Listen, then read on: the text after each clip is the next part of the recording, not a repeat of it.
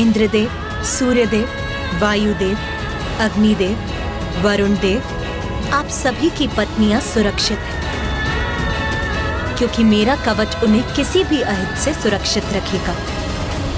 माता, आपका कोटि कोटि धन्यवाद। आपने कृपा कर हमारी सारी चिंताएं हर ली। माता, यदि सभी देवियां सुरक्षित हैं, तो क्या हम उन्हें अपने साथ लौटाकर ले जाएं? नहीं, अभी वो समय नहीं आया, क्योंकि शुंभ और निशुंभ के वध होने तक देवियां मेरे ही कवच के संरक्षण में गुफा में सुरक्षित रहेंगी।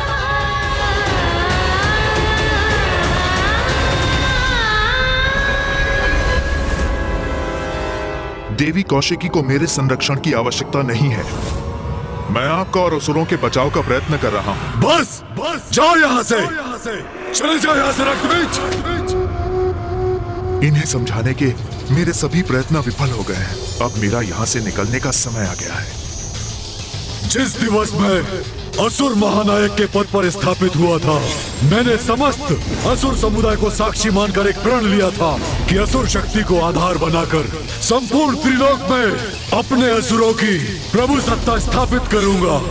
किंतु तब मुझे यह कहा गया था कि मेरा ही एक अत्यंत शक्तिशाली और महत्वपूर्ण सेनापति मेरी ही सबसे बड़ी दुर्बलता का रूप लेगा। यहाँ और रुककर मैं अपने असुर समुदाय के प्रति अपनी निष्ठा प्रमाणित नहीं कर सकता।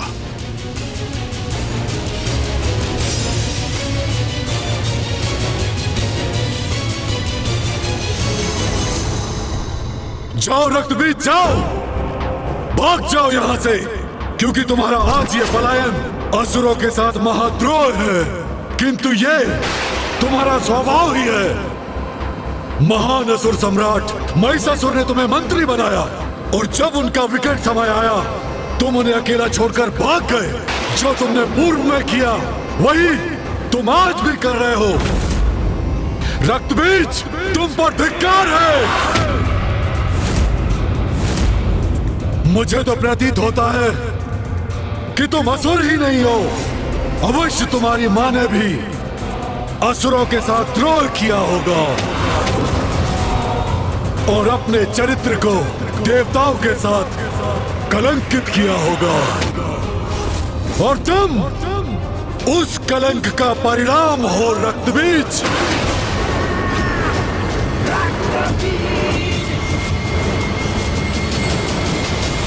उचित कहा भ्राता आपने। तभी तो बार बार देवियों का साथ देकर अपने आप को कलंकित करता है ये। सुना तुमने जो मेरे भ्राता ने कहा, वो कल सभी असुरों की जीवा पर होगा, और सभी असुर यही कहेंगे कि तुम्हारी मां के ही कारण तुम्हारी निष्ठा देवताओं के प्रति है।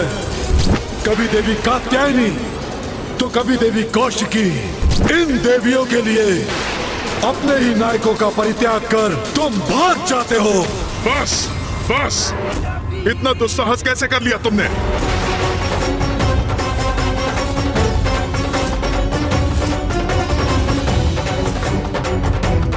सभी सीमाएं लांघ गए हो तुम। मेरी मां के प्रति अपशब्द कहा तुमने। तुम्हें इसका दंड मिलेगा। अपने हाथों से तुम्हारा वध करूंगा मैं।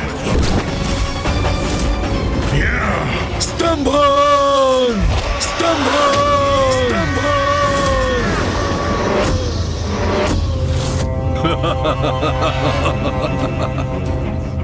एक साधारण नारी से युद्ध करने में तुम्हारे प्राण सूख रहे हैं, और मुझ जैसे असुर महानायक शुंभ से युद्ध करने के लिए तुम तत्पर हो। यह कैसा परिहास है? इस बंधन से मुक्त होता तो अभी अपनी शक्ति का परिचय देता तुम्हें।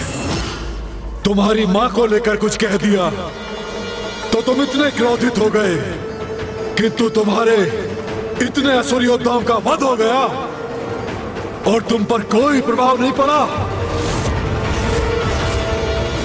भ्राता शुंभ ये क्या कर रहे हैं? यदि रक्त बीज के तन से उसके रक्त की एक भी बूंद धरती पर गिरी तो वो उसके लिए एक बड़ी सेना उत्पन्न कर देगी। और यदि ऐसा हुआ तो ज्ञात नहीं वो सेना हमारी कैसी दुर्दशा करेगी। नहीं, भैया को उस स्तंभन से मुक्त करना ही होगा।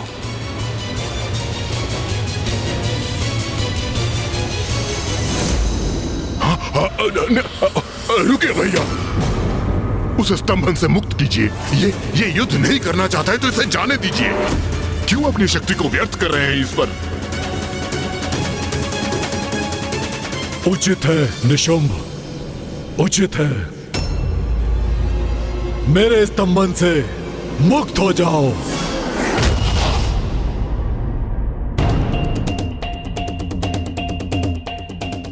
आपके रोकने के पूर्व मैं देवी कौशिकी से युद्ध करने जा रहा था, जिससे भविष्य में कोई भी मेरी मां के नाम को कलंकित करने का दुस्साहस न करे।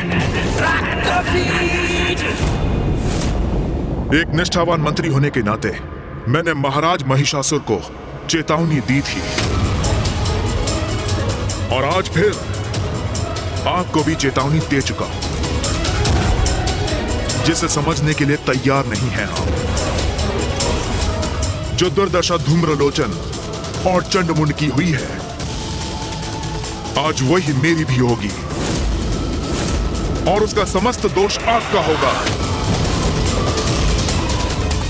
आपका अहंकार ही हमारे विनाश का कारण बनेगा। मैं अपने महानायक के प्रति अपने उत्तरदायित्व से भली भांति परिचित हूं, इसलिए मैं देवी कौशिकी से युद्ध करूंगा। किंतु आज असुर महानायक ने मुझे मेरा स्थान दिखा दिया है। मेरी मां का अपमान कर बता दिया है मुझे कि उनकी दृष्टि में मेरा स्थान कितना निम्न है। जय हो, जय हो, असुर महानायक की जय हो।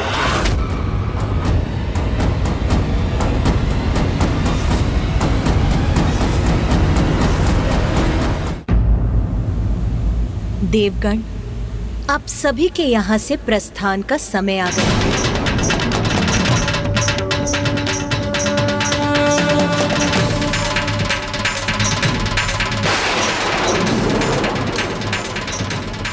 विंध्याचल पर्वत, वहीं स्थित है देवी कौशिकी।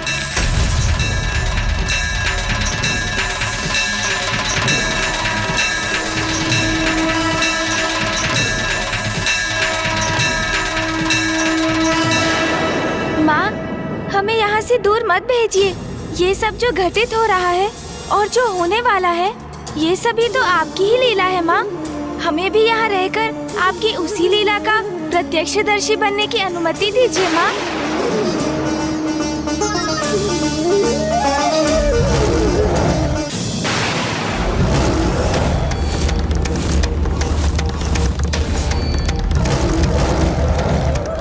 कौन है जो अपने काल से साक्षात्कार करने यहाँ आ रहा है?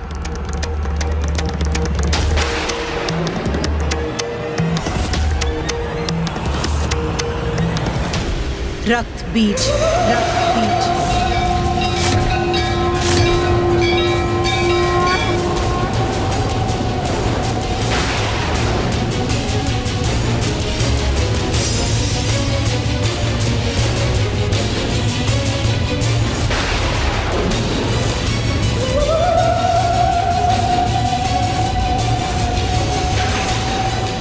जो भी है ये रक्त बीज, उसे माता तक कदापि नहीं पहुंचने दूंगी मैं।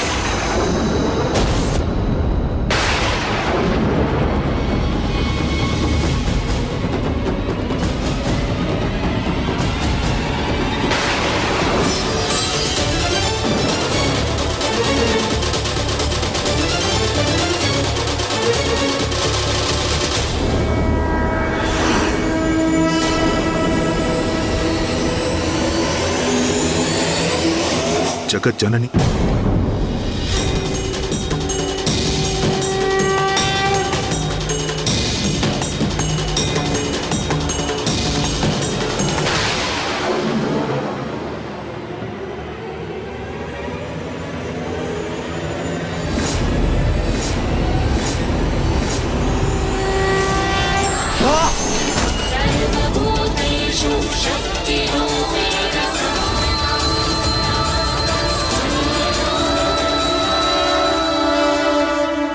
मुझे ज्ञात है देवी, आप जगत जननी हैं। पूर्व में आप देवी कात्यायनी का रूप धारण कर प्रकट हुई थी और आप देवी कौशिकी के रूप में मेरे समक्ष हैं। रक्त बीज, मुझे ज्ञात है अपने भीतर उमड़े अंतर्द्वंद के किस बवंडर से जूझ रहे हो तुम।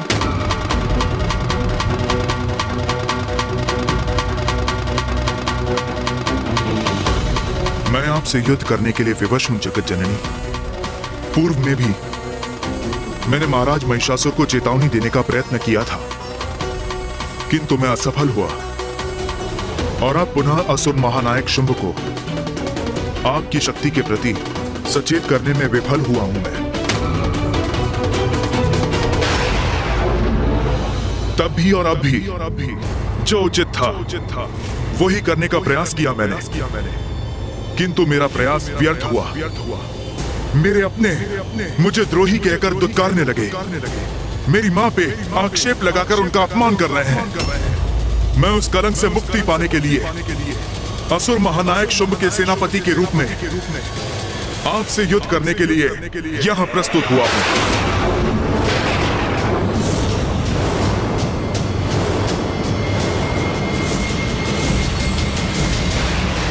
आप अपना दायित्व निभा रही हैं जगत जननी, और मैं भी अपना दायित्व निभाने यहां आया हूं।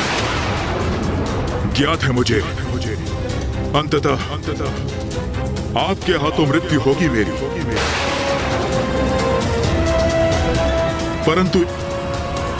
परंतु एक क्षीण सी संभावना मेरे जीवित रहने की भी अवश्य है।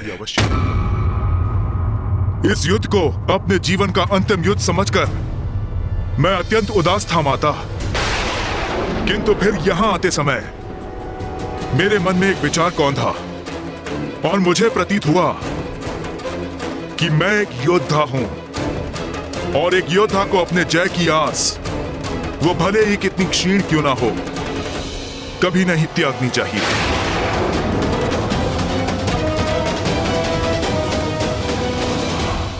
और ये उचित भी है, आप जगत जननी हैं, देवी शक्ति हैं, तो मैं बुराई का साथ देने पर भी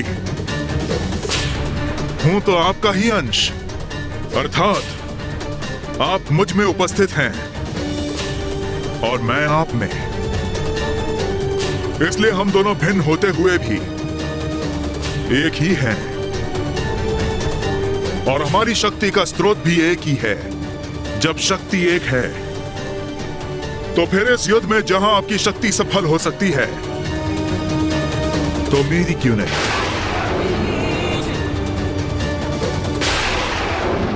रक्त बीज, तुम्हारा जो कर्तव्य है तुम उसका पालन करो। यदि इस युद्ध में शेष रहा तो अपनी मां का प्रतिशोध अवश्य लूंगा शुंभ से, उसे मृत्यु दंड देकर आपकी इच्छा पूर्ण करूंगा मैं।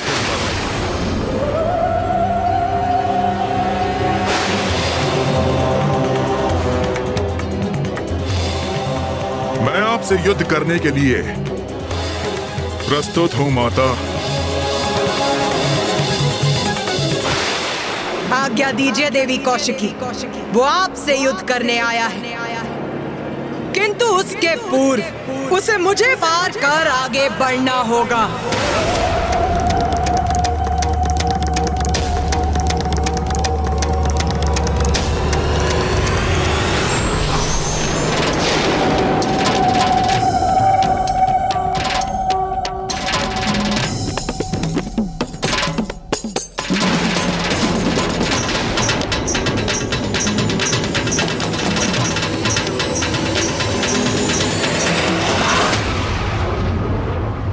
युद्ध करने आए हो ना यहाँ, तो उठाओ अपने अस्त्र शस्त्र, युद्ध करो मुझसे। मैं आपसे नहीं, देवी कौशिकी से युद्ध करने आया हूं। देवी कौशिकी तक पहुंचने के लिए सर्वप्रथम तुम्हें मुझसे आगे बढ़ना होगा, जो मैं कदापि होने नहीं दूंगी। देवगणों, भैया, मैं समझ नहीं पा रहा हूँ कि ये दुष्ट इतना संयमित क्यों है। युद्ध क्यों नहीं कर रहा है ये रक्त बीज? युद्ध तो मैं मात्र देवी कौशिकी से ही करूंगा। आप जाएं और उन्हें युद्ध के लिए मेरे समक्ष प्रस्तुत करें। मुझे आदेश देने का प्रयास कर रहे हो तुम? इतना दुस्साहस!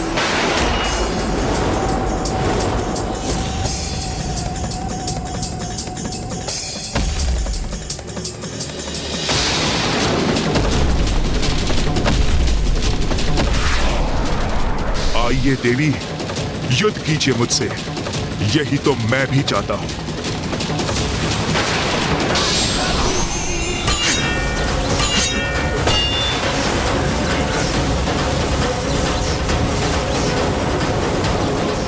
अपने अंत के लिए तैयार हो जाओ रक्तबीज। इतना सरल नहीं है मेरा अंत।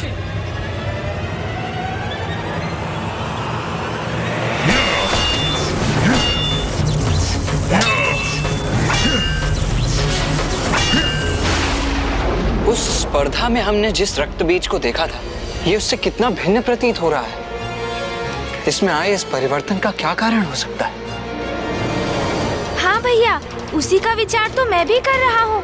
अभी तक माता पर एक वार तक नहीं किया है इस असुर ने। बस अपना बचाव। भैया, कोई तो बात है जो हम भूल रहे हैं।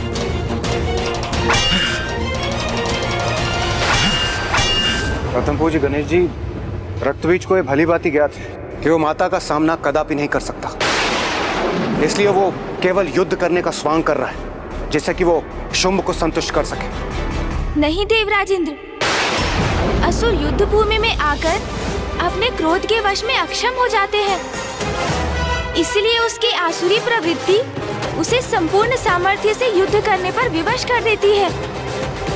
किंतु ये तो इतना शांत है, इसके पीछे अवश्य कोई अन्य रहस्य है।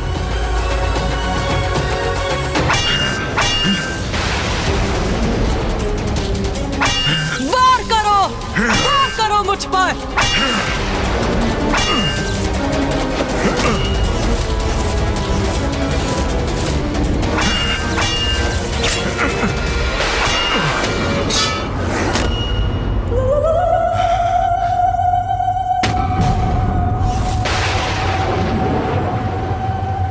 निशस्त्र योद्धा पर वार नहीं करती मैं।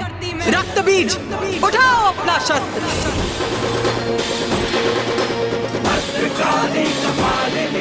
सुना नहीं? अपना शस्त्र उठाकर प्रस्तुत हो युद्ध में। उठाओ, वार करो मुझ पर।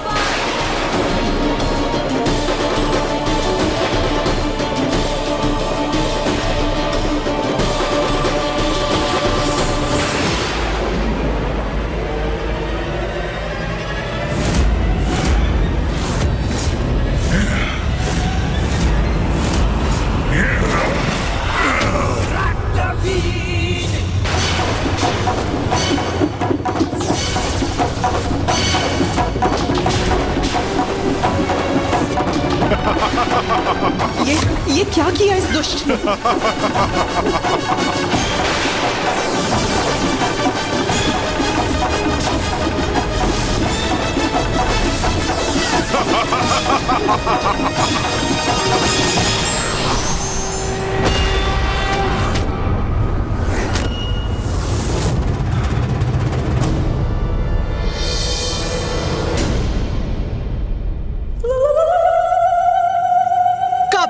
दुष्ट, तूने छल से देवी कौशिकी पर वार करने का दुस्साहस कैसे किया?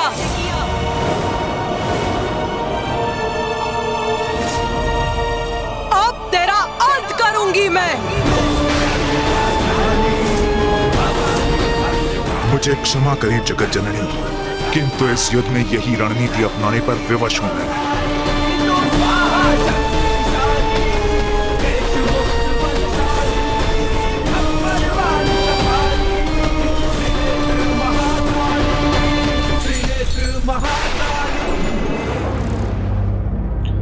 क्या हुआ भ्राता निशुंभ, इतने अधीर क्यों हो?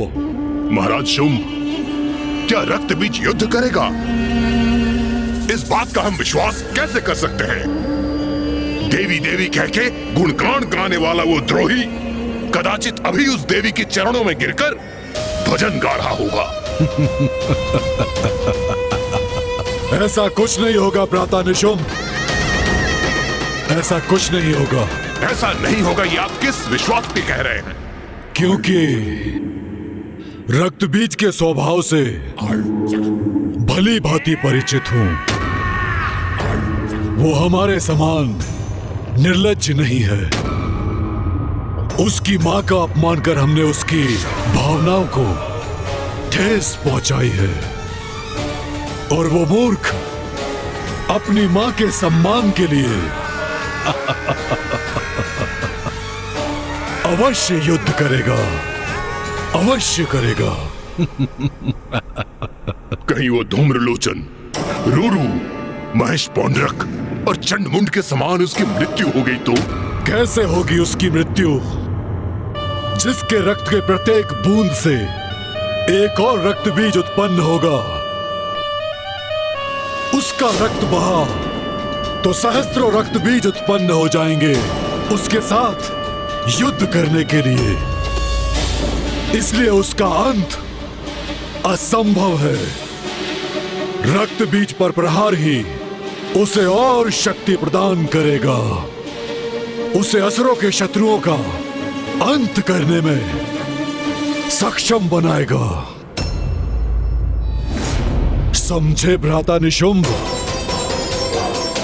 कुछ ही समय में रक्त बीज लौटकर अपने विजय की गाथा सुनाएगा।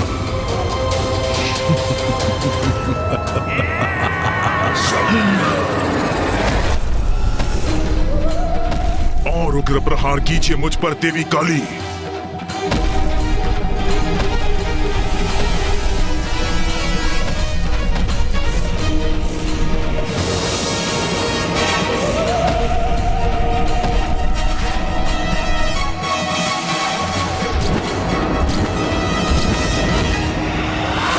देवी कौशिकी पर छल युक्त प्रहार करने का उचित दंड प्राप्त होगा तुझे रक्त बीज। रक्त बीज? भैया, ये तो सर्वनाश होने जा रहा है। गणेश, क्या हुआ? तुम इस प्रकार इस असुर का नाम क्यों ले रहे हो? भैया, ये रक्त बीज तो वही असुर है जिसके रक्त से अनेकों असुर प्रकट होते हैं।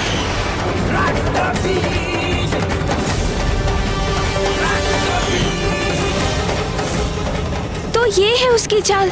वो माता को क्रोधित कर रहा है, जिससे वो उस पर वार करे और उसका रक्त बहे, और जिससे उसके प्रतिरूप उत्पन्न हो और उसकी सहस्त्रों असुरों की सेना प्रकट हो जाए।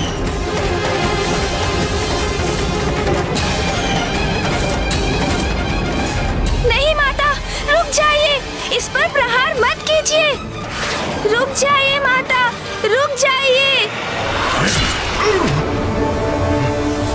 यही तो चाहता था मैं।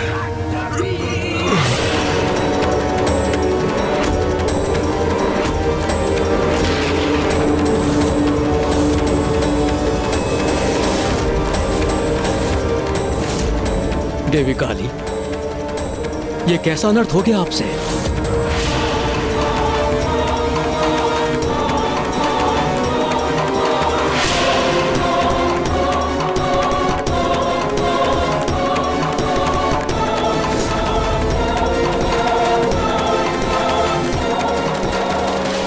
मुझे आप पर वार करना ही था, वही किया मैंने। मां काली को उत्तेजित कर स्वयं पर प्रहार कराने का यही उपाय था।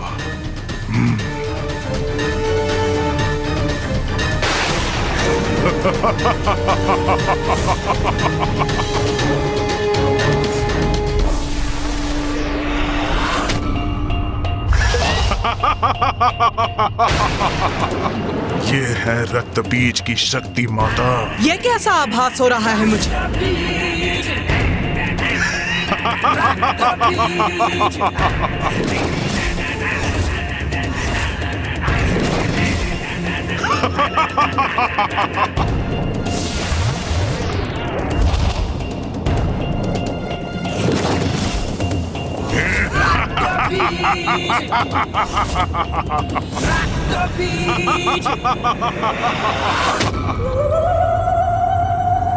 तो अभी अंत नहीं हुआ इसका?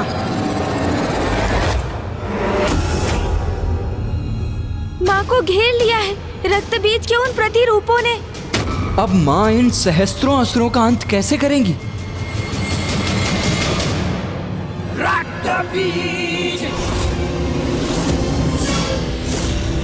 देखा देवी, मेरा वध कोई नहीं कर सकता। मैं तो अमर हूं। त्रिदेव त्रिदेवियों एवं उनके अंश के सिवाय कोई अमर नहीं है रक्तबीज। किंतु तुम असुरों को ये सत्य समझ में क्यों नहीं आता? तुम्हारी भ्रांति कभी मिटती क्यों नहीं? मेरे सैनिकों, आक्रमण करो, अंत कर दो इस देवी का। अंत करेंगे इन देवी का। प्रहार करो इन पर।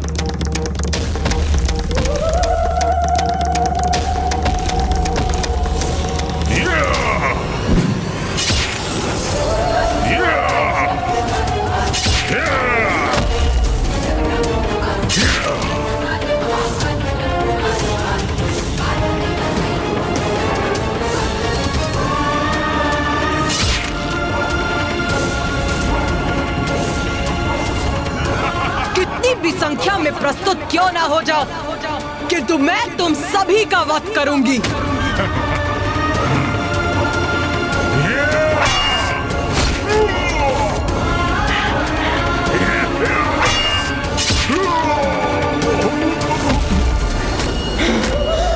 हो गया रक्तबीज, या थोड़ा और रक्त बहाऊं मैं तुम्हारा, जिससे तुम कुछ और असुर उत्पन्न कर सको? उसकी कोई आवश्यकता नहीं पड़ेगी महाकाली, क्योंकि आप तो मेरी सेना के निरंतर उत्पन्न होने का उपाय कर चुकी हैं।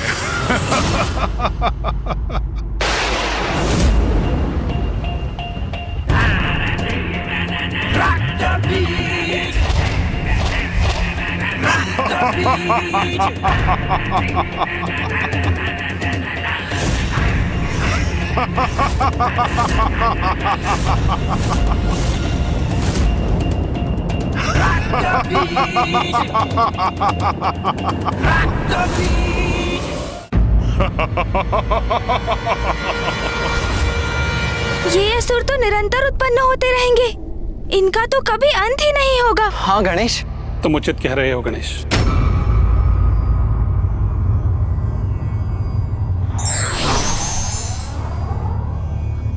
प्रणाम मामाश्री। प्रणाम मामाश्री श्री हरि नारायण।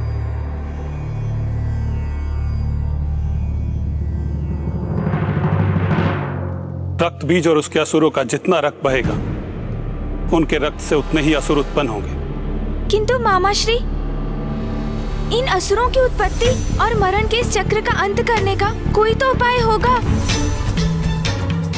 मेरी भी यही आशा है। मात्र आशा से नहीं, कर्म से कुछ होगा मामाश्री, क्योंकि कर्म किए बिना मात्र आस लगाए रहना, ये तो दुर्बल करते हैं। मैं इस प्रकार हाथ पर हाथ धरे निष्क्रिय होकर माँ को एक ऐसा युद्ध करते नहीं देख सकता जिसमें माँ का प्रत्येक प्रहार एक और बड़ा संकट उत्पन्न कर रहा है।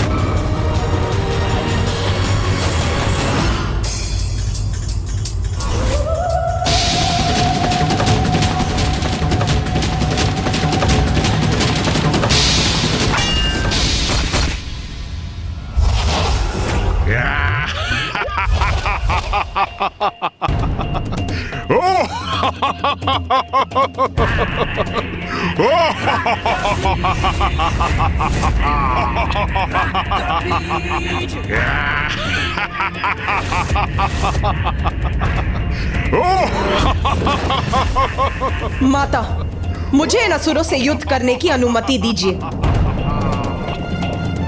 आगे बढ़ेंगे, विजयी होंगे, रुकेंगे नहीं हम। आक्रमण!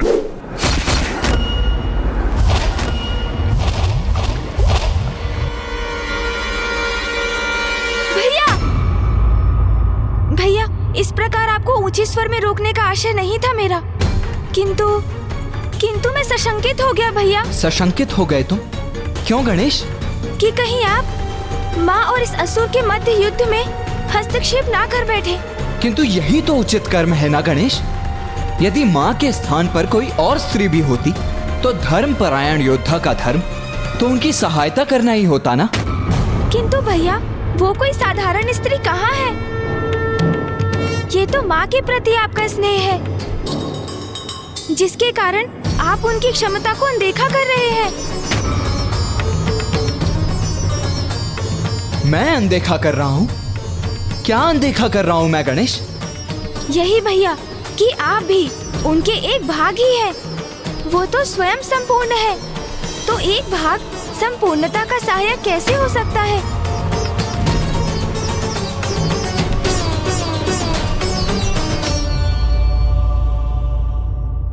तुम सर्वथा उचित कह रहे हो गणेश। मैं ये कैसे नहीं देख सका? मेरा जन्म तो मां से ही हुआ है। मेरा तन, मन, मेरे रक्त की प्रत्येक बूंद मां की ही तो देन है। इसीलिए मेरी शक्ति पर विश्वास कर मां की सहायता करने का निश्चय कितनी बड़ी भूल थी मेरी। मैं वास्तव में भूल रहा था कि मां की शक्ति तो अथाह अपार है।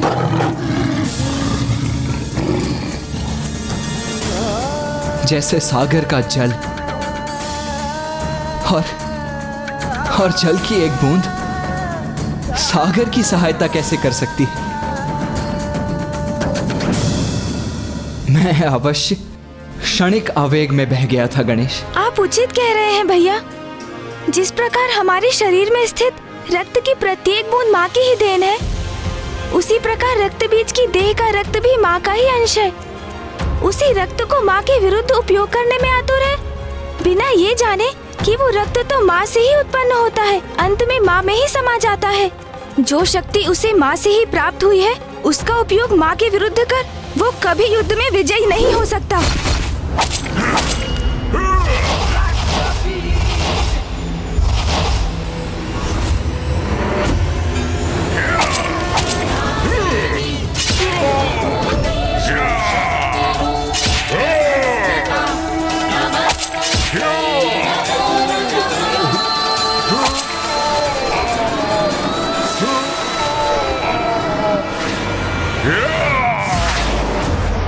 अब ये कैसी ध्वनि है?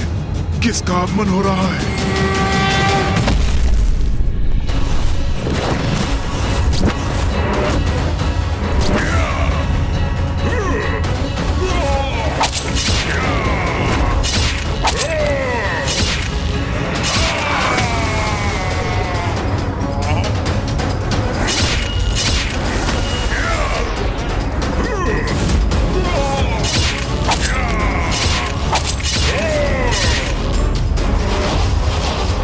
यही तो विशेषता है मेरी। मेरे ऊपर आघात मेरा अंत नहीं करते, मुझे और बलवान बनाते हैं।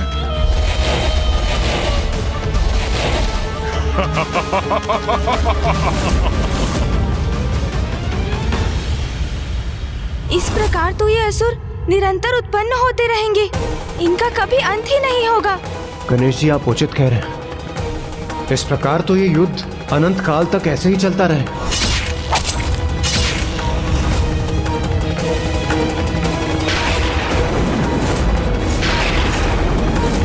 तो फिर माता कैसे रक्त बीज को अपने रक्त से नवीन असुर उत्पन्न करने से रोकेंगी? योद्धा कितना भी शक्तिशाली क्यों ना हो, यदि वो अधर्म के साथ है तो उसका विनाश निश्चित है।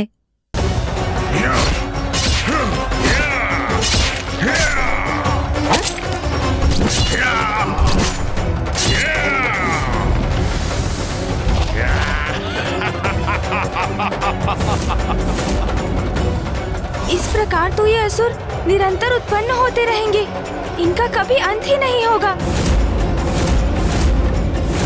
माता कैसे करेंगी इनका संहार?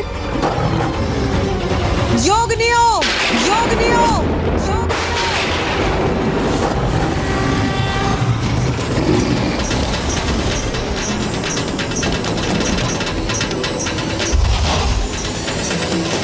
या रक्तारुधिरांबरा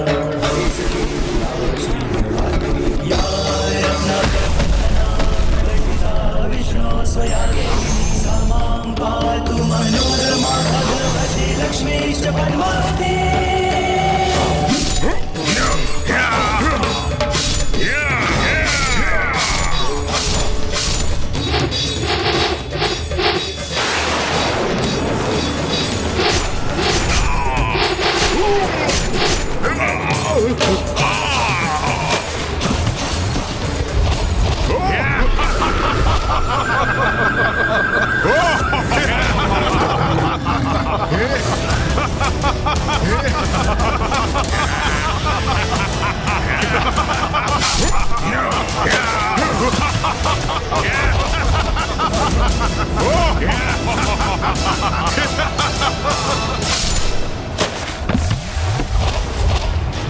इन असुरों के विपरीत ये रणनीति तो विफल हो रही है प्रथम पूज्य गणेश जी। नहीं देवराजेंद्र, मां कभी विफल नहीं हो सकती। इसीलिए आप अपने इन नकारात्मक विचारों को त्याग दीजिए। कुमार कार्तिकेय, आप सर्वथा उचित कह रहे हैं, किंतु जो हमारे समक्ष है उसे कैसे नकार सकते हैं हम? माँ काली, माँ चंडमारी और 64 योगिनी माताएं असुरों का वध कर रही हैं, किंतु उन्हीं से अनेकों असुर और उत्पन्न हो रहे हैं। ये तो ऐसा चक्र प्रतीत हो रहा है जिसका कोई अंत ही ना हो। ऐसा कब तक चलता रहेगा? जब तक रक्त बीज का रक्त शेष रहेगा।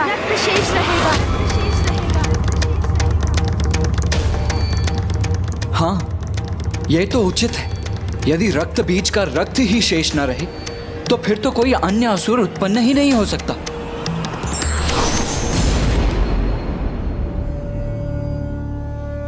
प्रणाम ब्रह्मदेव। गणेश सर्वथा उचित कह रहा है, किंतु रक्त बीज का रक्त नष्ट कैसे होगा?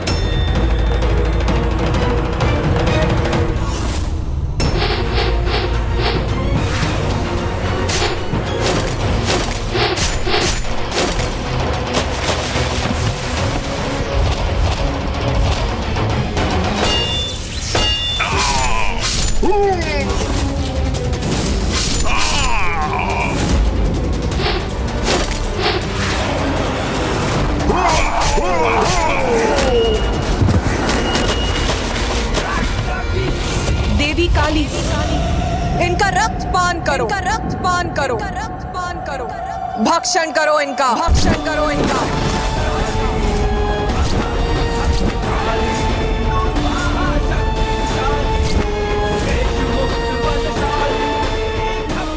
मेरे और मेरे असुरों के रक्त का पान करेंगी ये, तब तो संभव है कि मेरा अंत हो जाएगा। इनका अंत ऐसे ही होगा। हमें इनके रक्त को धरती का स्पर्श करने से रोकना होगा, तभी नवीन रक्त बीज उत्पन्न नहीं होंगे।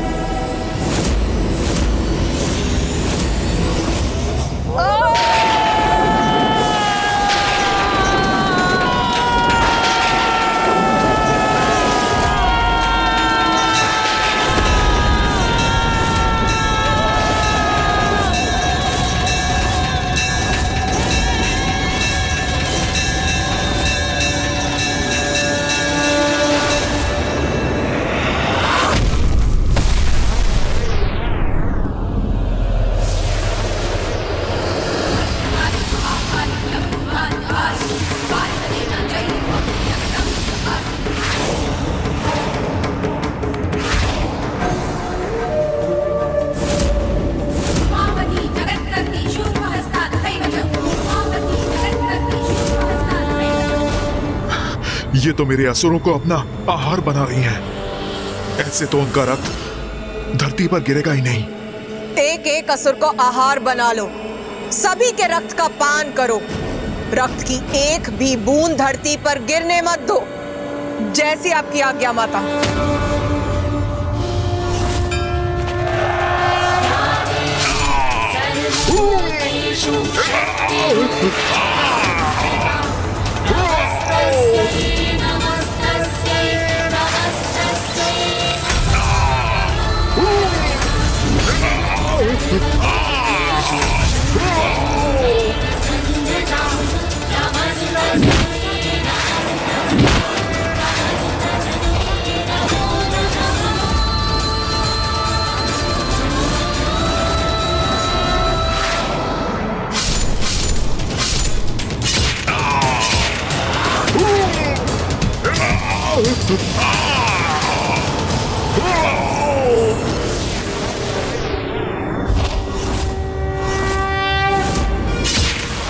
इन असुरों का रक्तपान अकेले कैसे करेंगी माँ काली?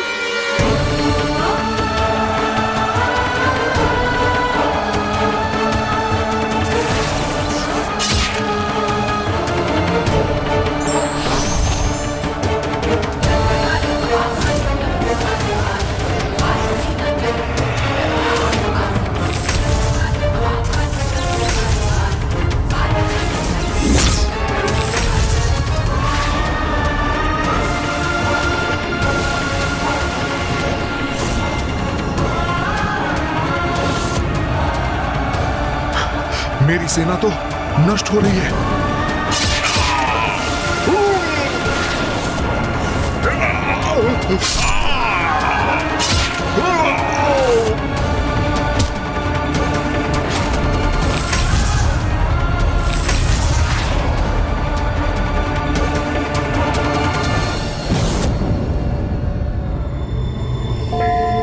माँ महाकाली तो अपने उग्रतम रूप में है।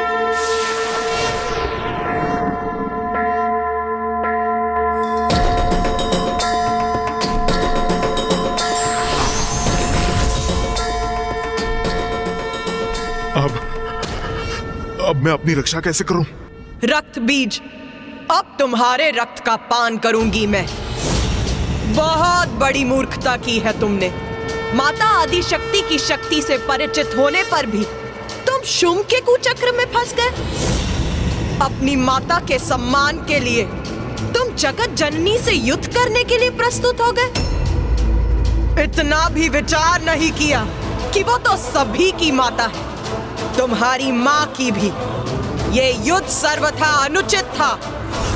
भक्त नहीं, भीरू हो तुम। भक्ति के कारण नहीं, भय के कारण जगत जननी का सम्मान करते रहे। और फिर जब तुमने ये समझा कि माता की ही शक्ति सभी जीवों में समाहित है, तो अपनी धूर्ततापूर्ण कुतर्क से तुमने ये कैसे सोच लिया कि तुम्हारी शक्ति उनके समान है। फिर देवी कात्यायनी द्वारा महिषासुर वध को भूलकर तुम इस युद्ध में अपनी सफलता की कल्पना करने लग गए। अधर्मी कितना भी शक्तिशाली क्यों ना हो जाए, उसका सर्वनाश निश्चित है, क्योंकि माता उसी का साथ देती है जो धर्म का पालन करता है। रक्त बीज, तुम तो शुंभ और निशुंभ से भी अधिक आसुरी हो। वो तो अज्ञानी है। अपने अहंकार के कारण वो कभी सत्य को समझ ही नहीं सकते, किंतु तुम्हें तो सत्य ज्ञात था, फिर भी इतना अभिमान कर रहे थे तुम, जिसका उचित दंड दूंगी तुम्हें। मैं तुम्हारा भक्षण कर अंत करूंगी तुम्हारा।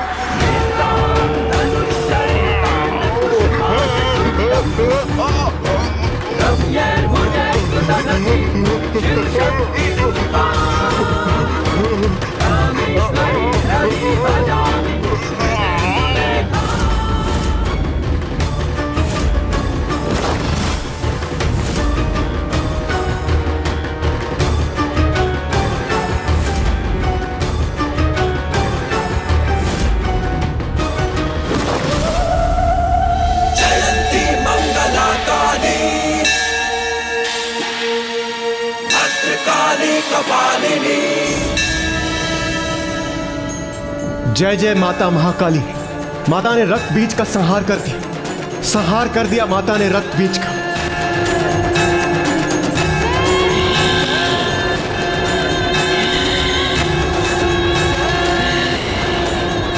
माता ने रक्त बीज का संहार तो कर दिया, किंतु क्या गणेश जी? किंतु माता के क्रोध का अंत अभी नहीं हुआ है।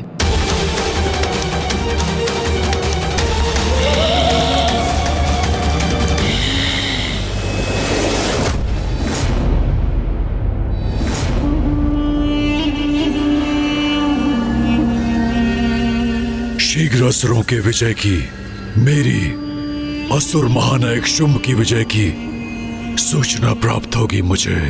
असुर महाराज शुंभ! यह तो असुर दूत सुग्रीव का स्वर है। मुझे विश्वास है कि सुग्रीव हमारे विजय की सूचना लेकर आया होगा।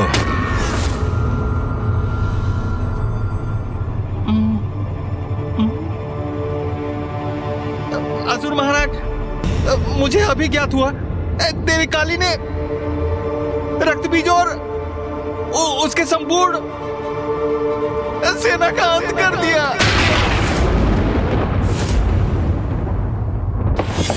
असंभव! रक्त बीज का वध असंभव है। मुझे असुर महानायक से दूर ही रहना चाहिए।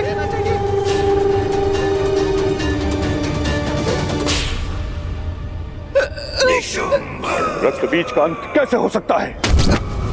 उसका रक्त बहता है तो अनेक रक्त बीज उत्पन्न होते हैं। उसका रक्त बहे बिना उसका कोई अंत कैसे कर सकता है? उनका रक्त नहीं बहने दिया देवी काली ने। मेरी सूचना के अनुसार उन्होंने उनका और उनकी संपूर्ण सेना का भक्षण कर लिया। भक्षण? अर्थात देवी काली ने उन्हें अपना आहार बना लिया। और समाचार तो यह भी है कि अब देवी काली ने निशुंभ, खेचर और उसकी संपूर्ण सेना को अभी इसी क्षण भेजो वहां और उन्हें आदेश दो कि वो जाए और उसका वध कर दे। प्रातःशुंभ, आपने विचार कर लिया है ना? आपको पूर्ण विश्वास है? क्या ये उचित होगा? असुर महाराज, मुझे सुनने की कृपा कीजिए। ना ही मुझे कुछ सुनना है और ना ही कोई विचार करना है। बस मेरे आदेश का पालन किया जाए। जाओ, खेचर और उसकी सेना को भेजो और काली का वध करने का आदेश दे दो। जाओ। असुर महाराज देवी काली से उत्पन्न संकट को समझ ही नहीं पा रहे हैं। रक्त बीज के वध के पश्चात मां काली की रक्त पिपासा और भी तीव्र हो चुकी होगी और अब खेचर और उनके असुरों को उनके निकट भेजने का अर्थ है सीधे मृत्यु के मुख में प्रवेश कराना।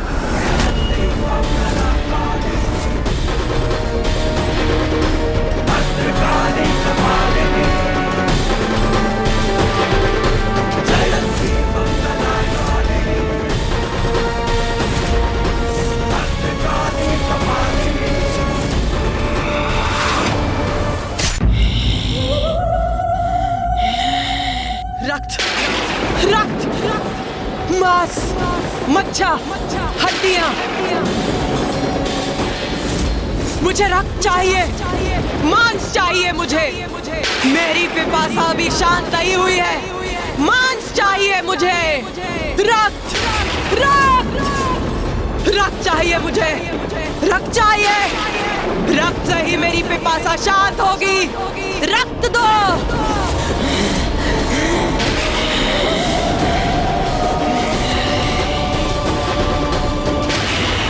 रक्त दो। रक्त, रक्त। भूखी हूं मैं, भूखी हूं। रक्त, रक्त दो मुझे।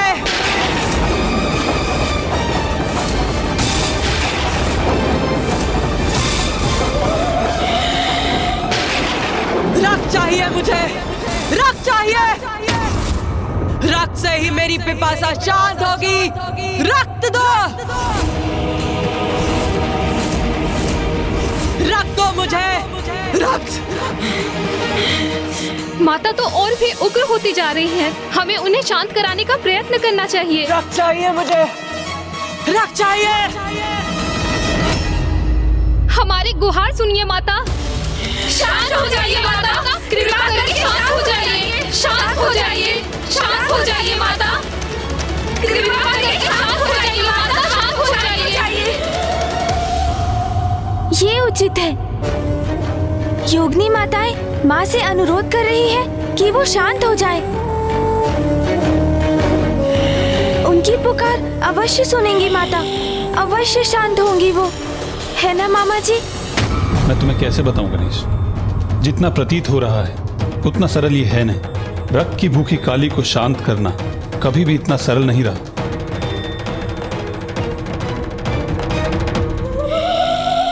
कौन है ये मेरे समक्ष? कौन है? हम सब योगिनी आपकी पुत्री है माता। अपने पुत्रियों के अनुरोध को स्वीकार किया आपने माता, उसके लिए आपको कोटि कोटि धन्यवाद। क्योंकि माता, अगर आप उग्र अवस्था में रहती तो सर्वनाश हो जाता।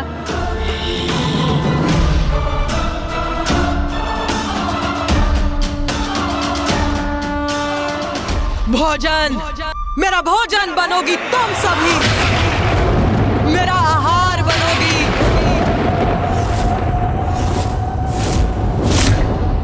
मेरा भोजन बनोगी तुम सभी। मैं तुम्हारे रक्त का पान करूंगी। रक्त, रक्त दो मुझे। क्या कह रही है माता? हमारे रक्त का पान करेंगे वो? मुझे रक्त चाहिए, रक्त।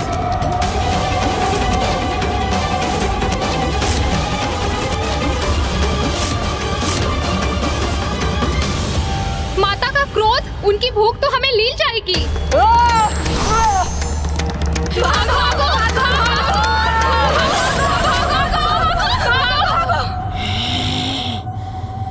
माता की उग्रता के कारण ये कैसा अनर्थ होने जा रहा है? हाँ गणेश जी, माता तो अपनी योगिनियों का ही भक्षण कर रही है। रक्त चाहिए, रक्त चाहिए, रक्त चाहिए, रक्त, रक्त, रक्त चाहिए मुझे। सर्वनाश का सूचक है ये। देवी काली की उग्रता शांत नहीं हुई है, अभी तो और बढ़ गई है। रक्त चाहिए, रक्त चाहिए मुझे, रक्त चाहिए। उनकी रक्त पिपासा ने उनकी चेतना को अपने वश में कर लिया है। अब वो मात्र अपनी रक्त पिपासा से ही प्रेरित हैं। रक्त चाहिए, रक्त, और रक्त, रक्त चाहिए। मामा जी, फूफा जी, कुछ कीजिए, अन्यथा माता योगिनी माताओं का भक्षण कर जाएंगी। मैं यहाँ खड़े होकर ये अनर्थ होते हुए नहीं देख सकता। माता मेरा अनुरोध अवश्य सुनेंगी। मेरी प्रार्थना सुन वो अवश्य शांत होंगी। मुझे प्रयास करना चाहिए। गणेश, गणेश कहाँ चला गया?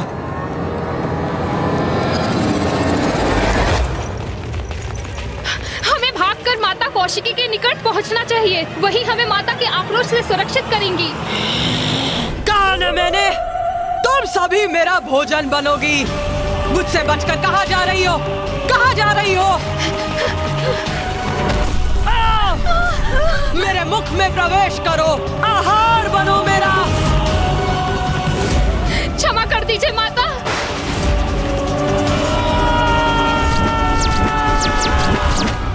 हटो।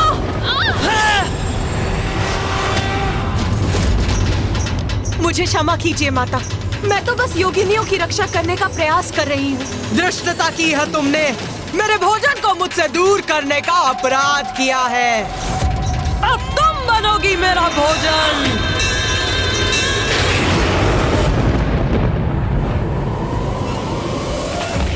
हमारी रक्षा कीजिए माता, हम पे दया कीजिए माता, हमारी रक्षा कीजिए माता, दया कीजिए माता,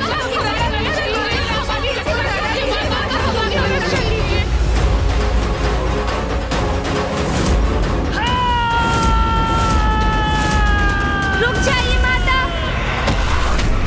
गणेश, गणेश,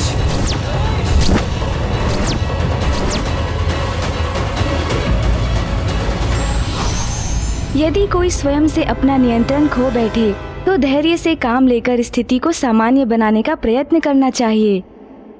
धृष्टता की है तुमने, मेरे भोजन को मुझसे दूर करने का अपराध किया है।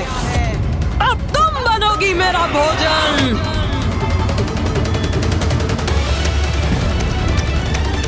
नहीं, मुझे शीघ्र माता को रोकना होगा। गणेश,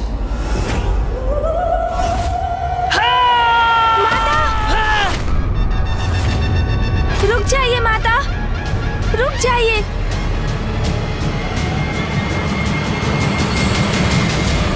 गणेश, माँ काली के निकट चला गया। कहीं अब वो भी संकट में ना आ जाए।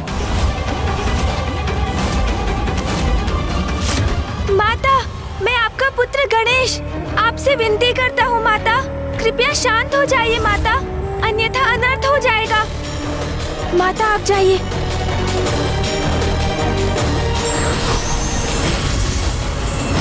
कदाचित गणेश माता को शांत करने में सफल हो गया है। अब सब उचित होगा। कौन हो तुम?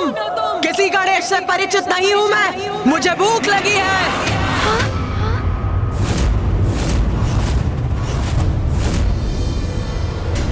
अपनी भूख मिटाऊंगी, जो मेरे समक्ष आएगा उसका भक्षण करूंगी मैं, उसका रक्तपान करूंगी मैं।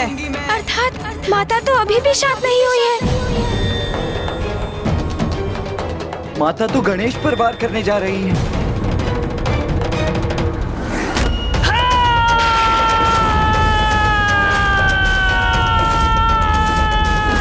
अनुज गणेश! गणेश जी, कुमार कार्तिकेय! यह स्वर कहां से उत्पन्न हुआ?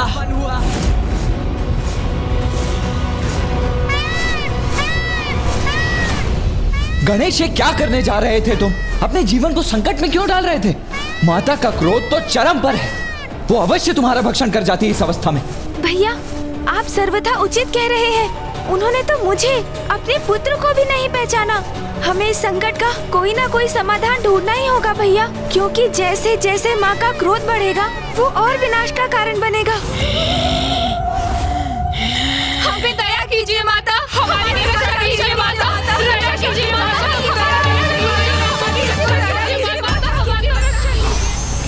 गणेश जी, कुमार कार्तिकेय, आप कुशल तो है ना? हम दोनों कुशल हैं देवराजेंद्र। माँ!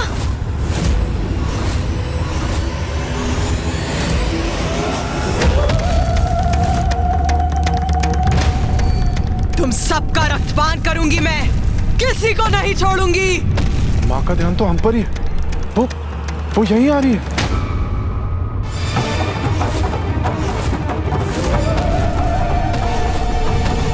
अब हम संकट में हैं। माता कहीं हमारा रक्तपान करने तो नहीं आ रही?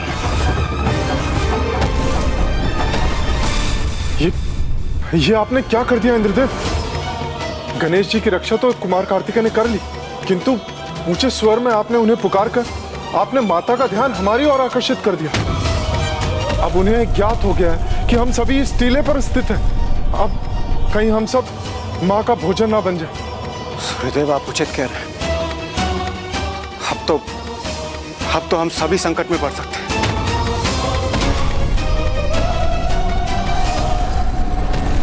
देवगण, माता इसी ओर बढ़ रही है।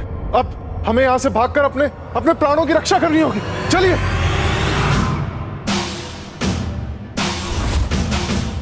भागिए देवगण, भागकर स्वयं को सुरक्षित कीजिए।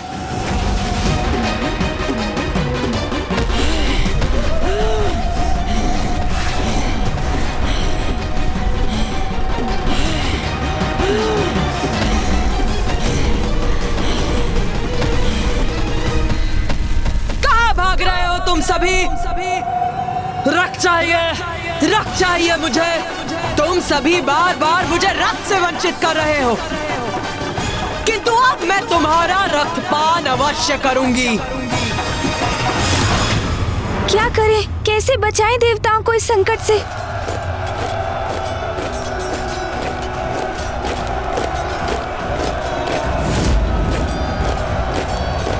असुरों की पंजाब? भैया, मामा जी, फूफा जी, माता देवताओं का पीछा करेंगी, और यदि मैंने कोई उपाय नहीं किया तो कदाचित उनका आखेट भी कर लेंगी माँ। अब मुझे ही देवताओं की सहायता करनी होगी, और ये मैं कैसे करूँगा ज्ञात है मुझे। इसलिए जब तक मैं लौटकर नहीं आता, आप सब यही मेरी प्रतीक्षा कीजिए।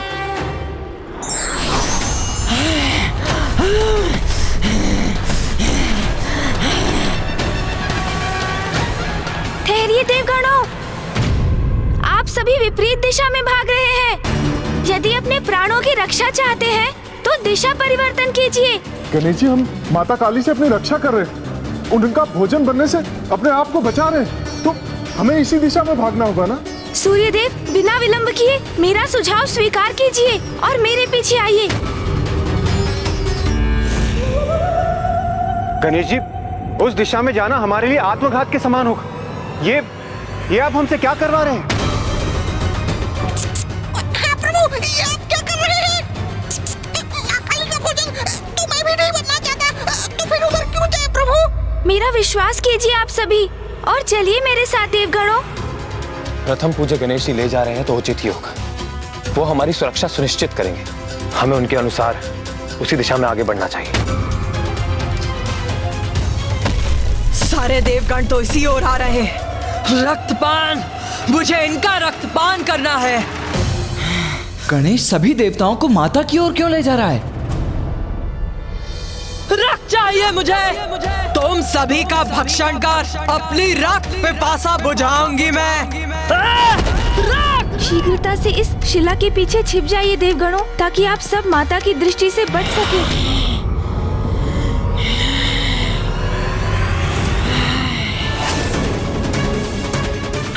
कहाँ गए सब? कहाँ गए? मेरा रोष और मत बढ़ाओ। रक्त चाहिए मुझे, रक्त। अंत करेंगे सभी का। अंत करो सभी का। असुरों की विजय होगी। विजय होगी।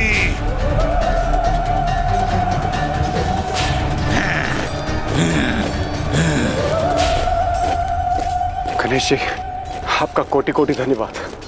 हमारी रक्षा के लिए क्या अद्भुत युक्ति लगाई आपने। हाँ देवराज, मैंने इस असुर सेना के आगमन की ध्वनि सुनी थी।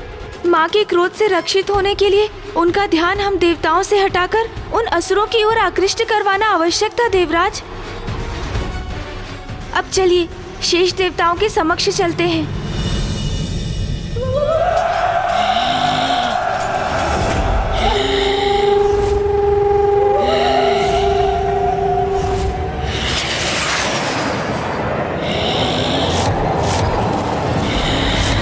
मैं हूँ खेचर, असुर महानायक शुंभ का विशेष सैनिक, और मेरे माध्यम से असुर महानायक ने तुम्हारे लिए एक अति विशेष संदेश भेजा है, और वो संदेश है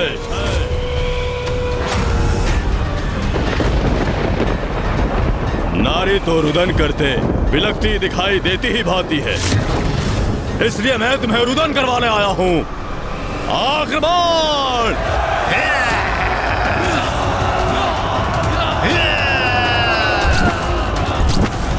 मामा जी, फूफा जी, माता को शांत करने का कोई उपाय तो होगा।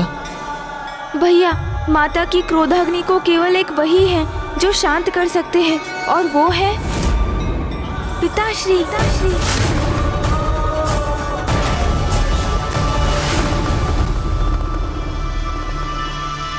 कार्तिकेय, गणेश उचित कह रहा है। किंतु पिताश्री तो गहन तपस्या में लीन है। वो यहाँ आकर माता को शांत कैसे करेंगे? अपने यत्न से तुम्हें अतिशीघ्र महादेव को तप से जागृत करना होगा, अन्यथा रक्तपान करते करते देवी काली और उग्र होती जाएंगी और उनकी उत्पन्न ऊर्जा से महाविनाश होगा।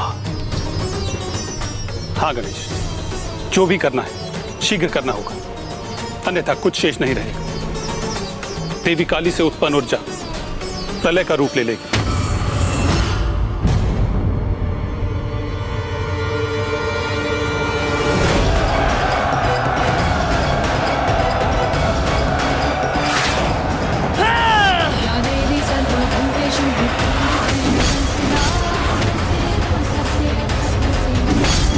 अपने एक ही बार से इसने हमारे सभी शस्त्र नष्ट कर दिए, किंतु अब मैं इसे नष्ट करूंगा। आक्रमण! आओ असुरो, आओ! उचित समय पर शुंभ ने भेजा है तुम्हें मेरे निकट। भूखी हूं मैं, रक्त पान करूंगी तुम्हारा और बुझाऊंगी अपनी रक्त पिपासा। भूखी हूं मैं, आओ!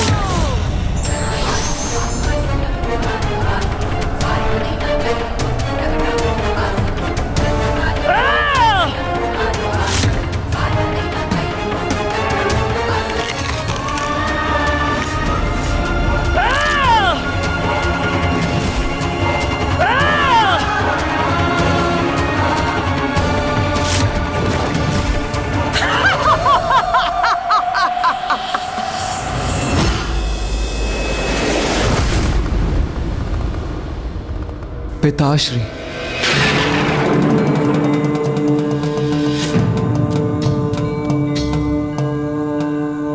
पिताश्री। भैया, हमें जो भी करना है बहुत सावधानी से करना होगा।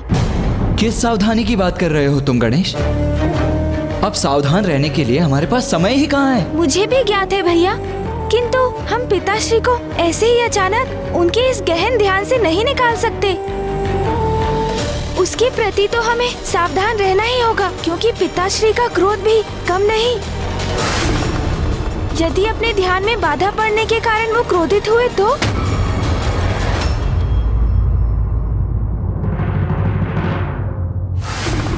तुम उचित कहते हो गणेश। ये तो बड़ी विचित्र विडंबना है।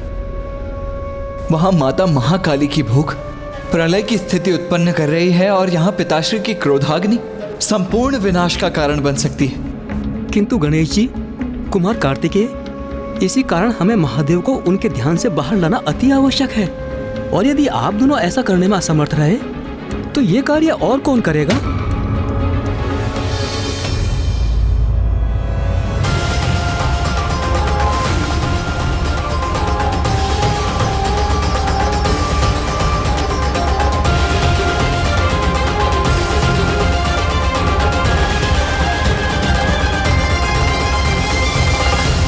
ऋषि मार्कंडे, आप करेंगे ये कार्य? मैं कैसे कर सकता हूँ ये? हाँ ऋषिवर, आप पिताश्री के सच्चे भक्त हैं। आपके हृदय की शुद्धता आपके मुख से प्रस्फुटित होने वाले वचन बनते हैं। आपकी सरल और शुद्ध भक्ति के इस पावन स्थान से, आपके हृदय से, यदि आप महादेव के परम भक्त अपने भक्तिपूर्ण वचनों से उन्हें ध्यान से बाहर लाएंगे तो पिताश्री कभी कुपित नहीं होंगे। हाँ ऋषिवर, अब तो आप ही ये दुर्गम कार्य साध कर संसार को संकट से मुक्त कर सकते हैं। आप हृदय से प्रार्थना कीजिए, पिताश्री आपका अनुरोध कभी नहीं ठुकराएंगे।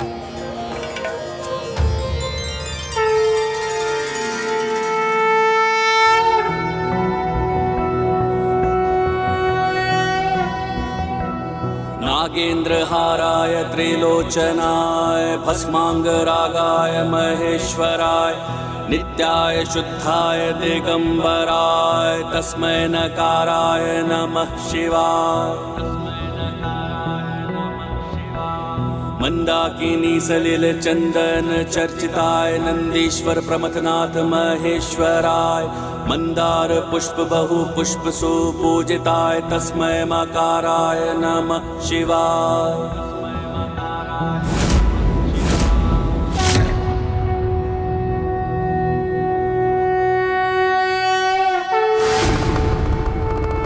शीघ्रता कीजिए पिताश्री, समय बहुत ही अल्प है।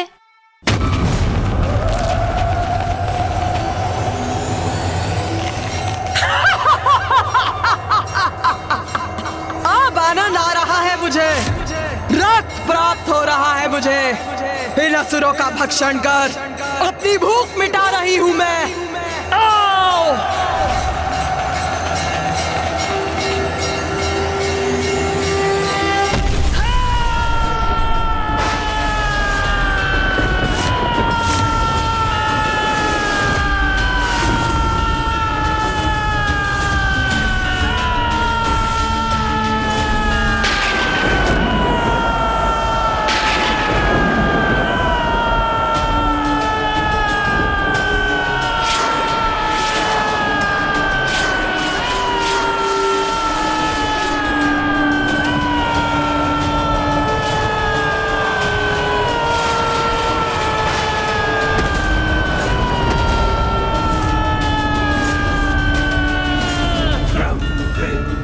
ब्रह्मदेव, प्रलय के लक्षण तो अभी भी प्रस्तुत हो रहे हैं। यदि महादेव ने शीघ्र कुछ नहीं किया तो अनर्थ हो जाएगा।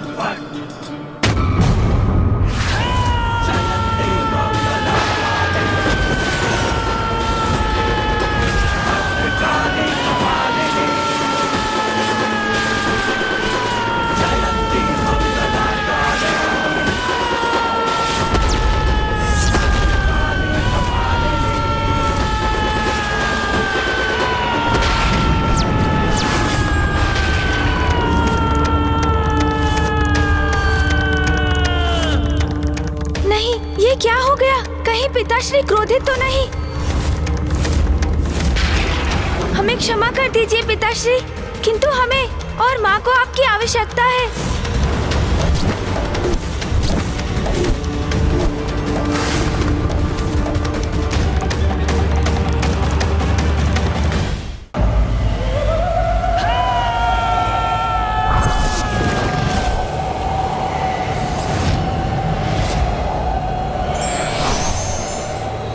अब एक शेष है, इसको भी अपना आहार बनाऊंगी मैं।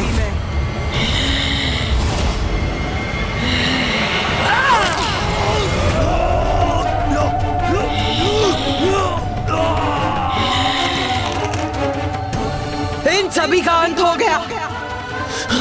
कि तू और रक्त चाहिए मुझे, और रक्त चाहिए मुझे।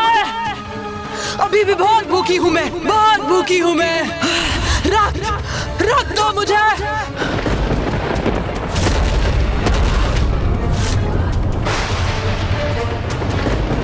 अभी भी बहुत भूखी हूँ, बहुत भूखी हूँ मैं।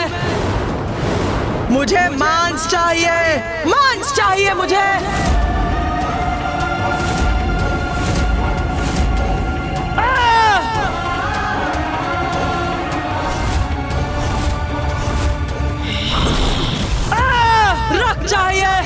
रक्त चाहिए मुझे। उमा, उमा,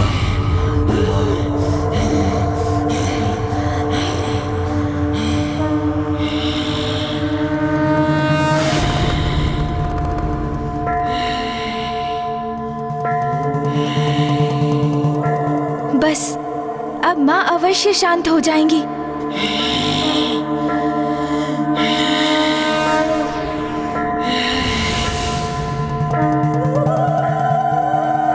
उमा, शांत हो जाइए प्रिय। रक्तांबुजवासिनी विलसिनी चंडांशु तेजस्विनी या रक्तारुधिरांबरा हरे सखी या श्री मनोराधा।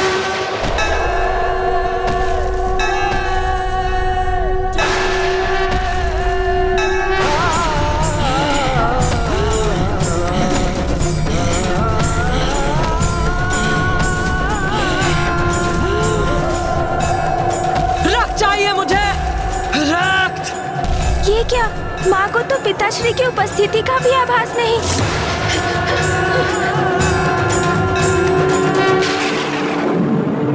देवी काली तो योगिनियों पर आक्रमण करने जा रही है।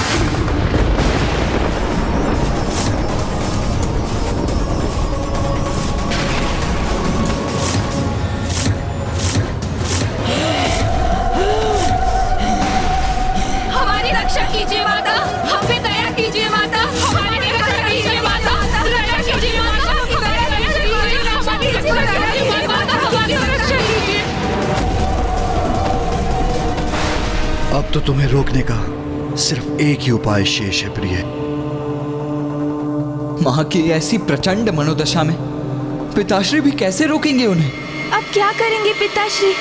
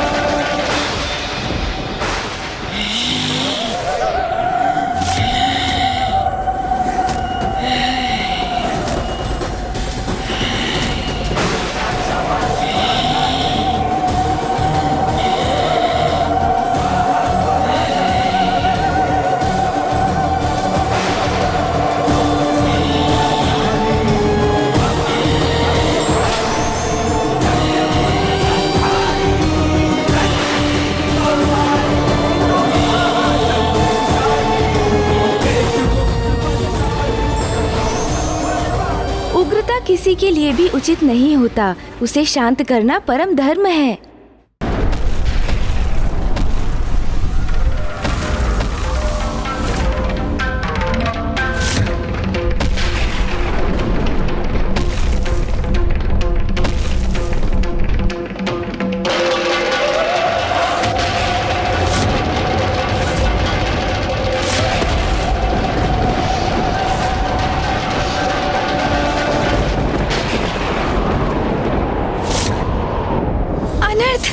कैसा घोर अनर्थ हो गया ये। माता ने अपने आवेश में पिताश्री के वक्ष पर ही पांव रख दिया। ये कैसी भूल, कैसा अपराध हो गया हमसे। पिताश्री माँ के क्रोध से आहत हो, ये तो हमारा आशय कदापि नहीं था। केवल पिताश्री ही माँ के आवेश को शांत कर सकते हैं, इसीलिए हमने उनसे यहाँ आने का अनुरोध किया। किंतु ये तो उसके विपरीत ही हो गया है। नहीं पुत्र गणेश, नहीं कार्तिकेय, कुछ भी विपरीत नहीं हुआ है। जो हुआ है उचित हुआ है। देखो गणेश, तुम्हारी युक्ति सार्थक रही। अपने हृदय को शांत करो और देखो, जिस प्रयोजन से महादेव यहां आए थे उन्होंने वही तो किया है।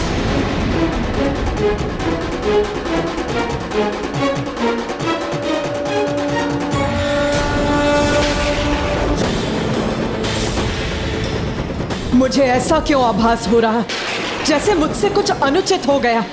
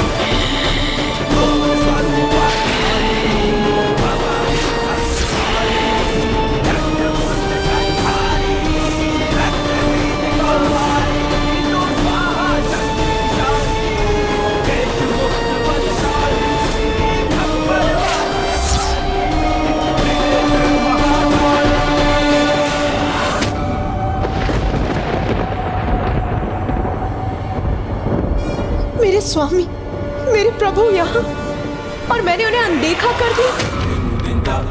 ये कैसा अनर्थ हो गया मुझसे। मेरे स्वामी, मेरे प्रभु पर ही अपना पांव धर दिया मैंने। ये अपराध मुझसे कैसे हो गया।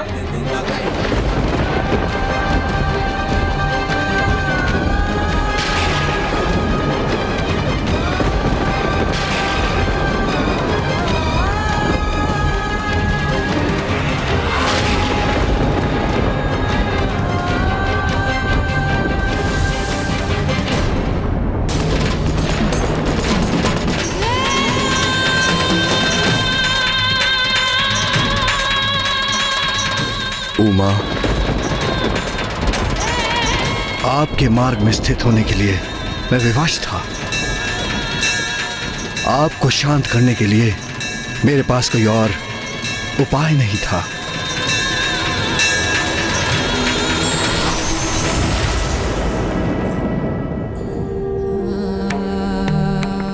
मुझे क्षमा कर दीजिए प्रभु, क्षमा कर दीजिए मुझे। आपको क्षमा मांगने की कोई आवश्यकता नहीं है प्रिय। ये मत भूलिए प्रिय कि शिव और शक्ति तो एक दूसरे से भिन्न है ही नहीं। जैसे सूर्य से उसका प्रकाश, अग्नि से उसका ताप, हम तो समस्त संसार में संयुक्त रूप से व्याप्त रहते हैं, एक दूसरे के पूरक हैं। जब आप उग्र होती हैं तो मैं आपको शांत करता हूं, और जब मैं उग्र होता हूं तो आप मुझे शांत करने का कर्तव्य निभाती हैं। हमारे मध्य किसी प्रकार के दंभ और अपराध बोध का कोई स्थान नहीं है प्रिय। अज्ञानी है वो जो पुरुष को नारी से अधिक महत्व देते हैं। और आज की घटना के बाद ये सब उन सब के लिए बहुत बड़ी सीख है। सत्य तो यही है कि नारी की शक्ति से रहित पुरुष शक्तिहीन है। नारी जब भी अन्याय के विरुद्ध खड़ी होती है तो उसका क्रोध प्रलय भी ला सकता है। तब पुरुष को अपना अहम त्याग कर यदि आवश्यकता हो तो उनके समक्ष नतमस्तक होकर उनके क्रोध को शांत करना चाहिए।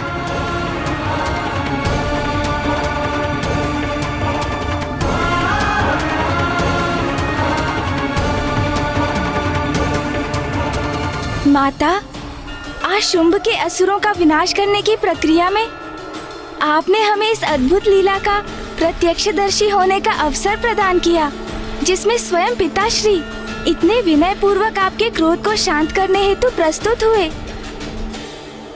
हम कृतार्थ हुए माँ।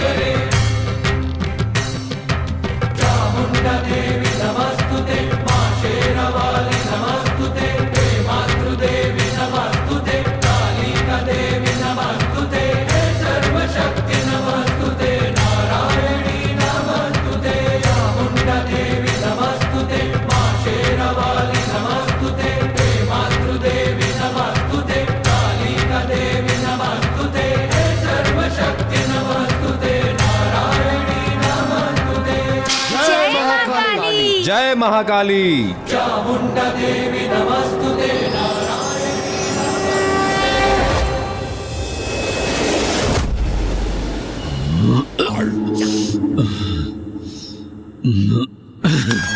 स्वर्गाधिपति शुंभ का मुकुट कोई नहीं छीन सकता।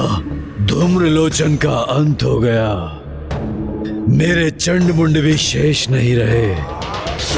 रक्त बीज का भी वध हो गया। मेरे इन महान योद्धा सेनापतियों का वध किसने किया? किसने किया? किसने किया ये सब कुछ? उस एक तुच्छ नारी ने।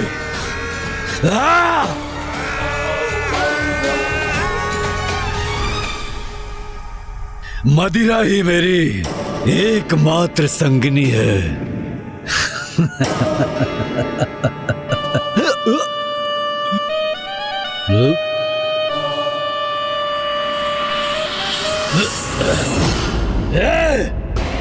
कौन है वहां? मुझे प्रकाश पीड़ा पहुंचाकर अशांत करने का दुस्साहस कर रहा है। मैं हूं असुर महानायक, आपका भ्राता, आपका प्रधान सेनापति निशुंभ। भ्राता निशुंभ?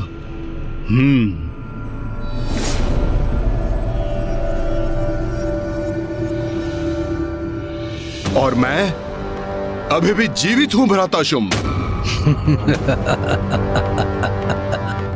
जीवित हो अभी भी, किंतु कितने समय तक जीवित रहोगे? कदाचित तुम्हें खो देने का दुख सहना ही होगा मुझे। भ्राता, कितने समय तक जीवित रहूंगा? ये कैसा प्रश्न है भ्राता शुंभ? और मुझे खोने से आपको दुख होगा? कब से इस नकारात्मकता के सागर में डूबने लगे?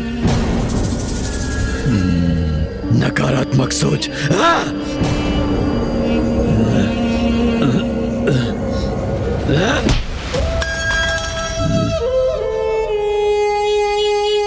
स्मरण है भ्राता शुंभ?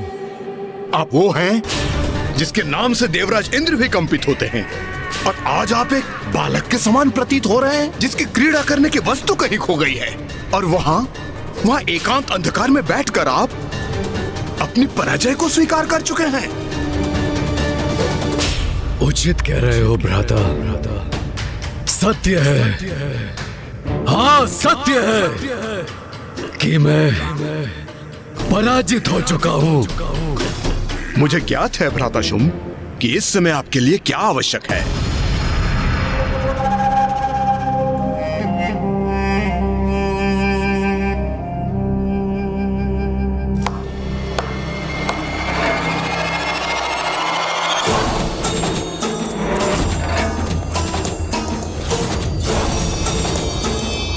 ये सेविकाएं क्यों आ रही हैं यहाँ?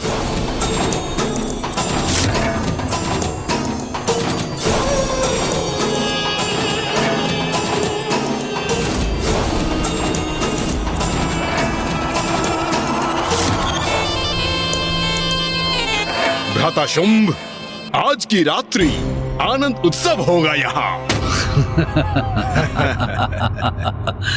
भ्राता निशुंभ, मदिरापान तो मैं कर रहा हूं, किंतु ऐसा प्रतीत होता है कि इसका प्रभाव तुम पर है। कैसा आनंदोत्सव, किसका उत्सव, कैसा उत्सव? भ्राता शुंभ, हमारी भावी विजय का, उसका उत्सव होगा यहाँ। तो क्या हुआ यदि युद्ध में हमारे कुछ सेनापतियों का अंत हुआ? युद्ध में तो क्षति होती ही है, कुछ सैनिकों का भी अंत होता है। किंतु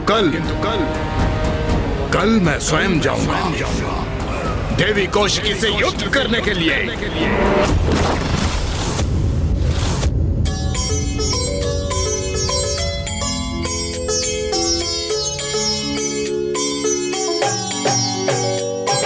जग जननी जय जय, माँ जग जननी जय जय। भयहारिणी भवतारिणी, भयहारिणी भवतारिणी, भवभामिनी जय जय। माँ जग जननी जय जय।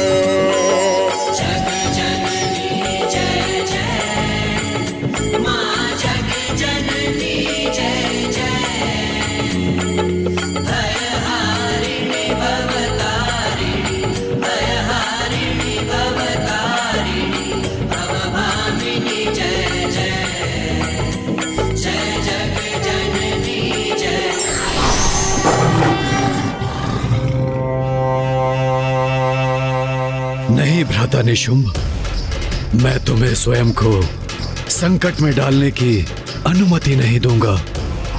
तुम मेरे अनुज हो और तुम्हारी सुरक्षा का दायित्व मेरा है। इसलिए यदि कल कोई युद्ध करेगा तो वो मैं करूंगा, मैं। भ्राता शुंभ, आप मुझे सुख से वंचित मत कीजिए। मैं आपके लिए इस युद्ध में विजय प्राप्त करना चाहता हूँ। असुराधिपति शुंभ के विजय के लिए उस देवी से युद्ध करना चाहता हूँ। कदाचित आपको अनुमान भी नहीं होगा कि उस दुष्टा को पराजित करके अपने हाथों से उसे खींच के लाने के लिए कितना व्यग्र हूँ मैं। क्या ये संभव है? क्या वास्तव में निशुंभ उस देवी कौशिकी को बंदी बनाकर यहाँ ला सकता है? भ्राता शुंभ, शंका रहित होकर आप इस आनंद उत्सव में लीन हो जाइए, क्योंकि आज सभी अत्यंत उत्तम भोजन, मदिरा, वस्त्र, आभूषण आपके लिए एकत्रित की है। हाँ, कदाचित यही उचित है। तो कहिए भ्राता शुंभ कि आज अपने भ्राता के साथ विजय उत्सव का आनंद लेंगे। तुम्हारे विश्वास ने मेरी निराशा को दूर कर दिया है भ्राता निशुंभ। आज की रात्रि उत्सव होगा, हमारी विजय का उत्सव होगा। तो लीजिए भ्राता, आपके लिए मैं सर्वश्रेष्ठ उपहार प्रस्तुत करता हूँ। आज होगा आनंद और कल होगी हमारी विजय। हाँ भ्राता, हाँ।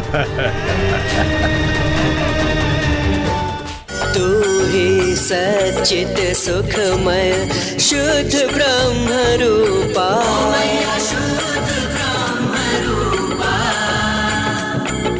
सत्य सनातन सुंदर, पर शिव सुर भोपाल। जय जग जननी जय जय।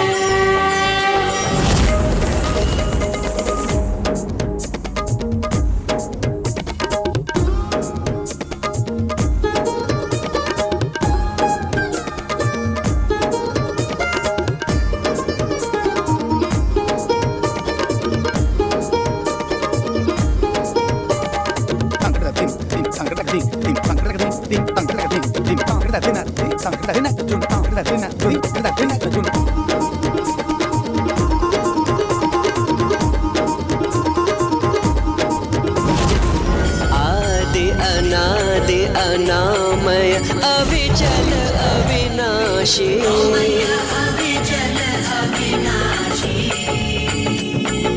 अमल अनंत अगोचर, अज आनंद राशि। जय जग जननी जय जय।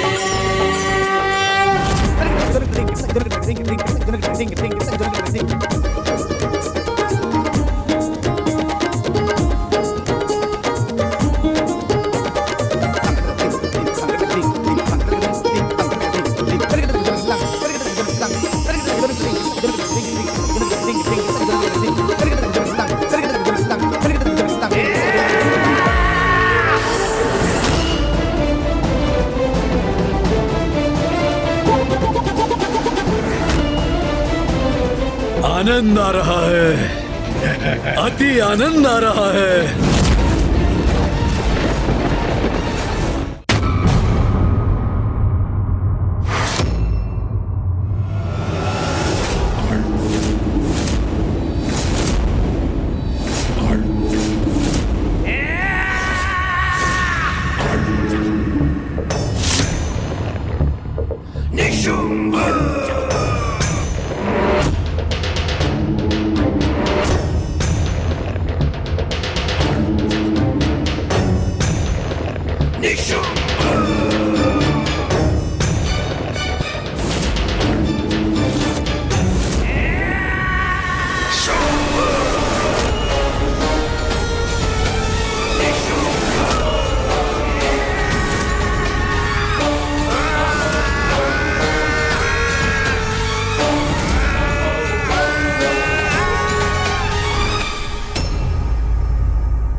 भ्राता शुंभ,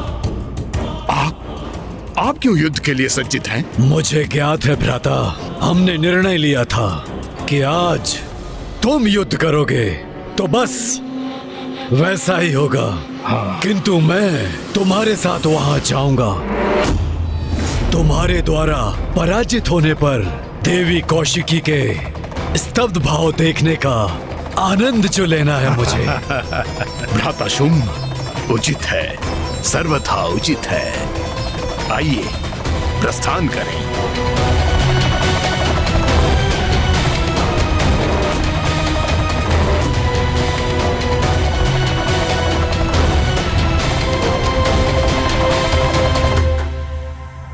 हो रहा वही है विंध्याचल पर्वत। अच्छा, तो यही स्थान है। वहाँ छुपी बैठी है देवी कौशिकी। प्रतीक्षा करो देवी, हम शीघ्र ही तुम्हें बंदी बनाने आ रहे हैं।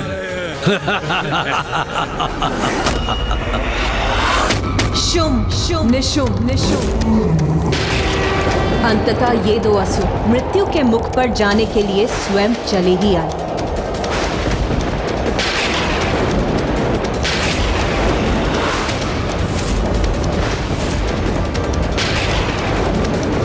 अभी तो आकाश पूर्ण रूप से निर्मल था, उजला था, फिर अचानक प्रकृति में इतना परिवर्तन कैसे आ गया? ये काले मेघ कैसे उत्पन्न हो गए?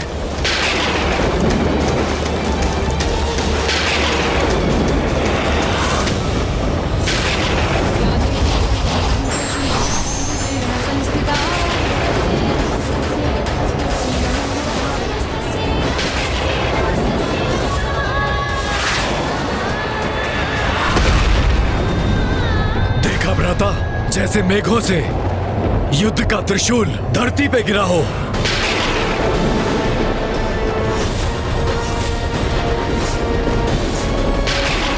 ये काले मेघ, ये भयंकर गर्जना, उसके साथ ये भीषण विद्युत प्रवाह, ये अचानक से कैसे उत्पन्न हो गए?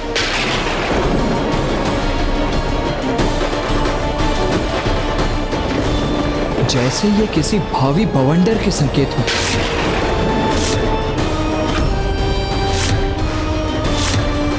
अब एक निर्णायक युद्ध के आरंभ होने का समय आ चुका है, किंतु वो युद्ध इस भयंकर बवंडर से सहस्त्रों गुना अधिक घातक और महाविनाशकारी होने वाला है।